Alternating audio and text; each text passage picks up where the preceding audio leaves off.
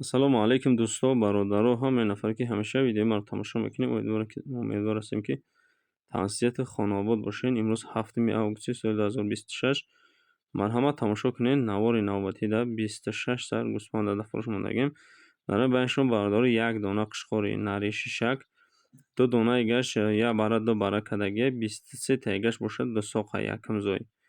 Моро қардан дар шаҳри Кӯлоб шахсоне ки лозим бошад, моло маъқул бошад, марҳамат, имконотатон бошад, омода аз наздик бубинед. Рақамҳои соҳиби молоро бародар дар зери навор менависонам.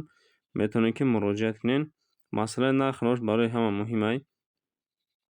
3100 сомонӣ камбеш муомила дорад.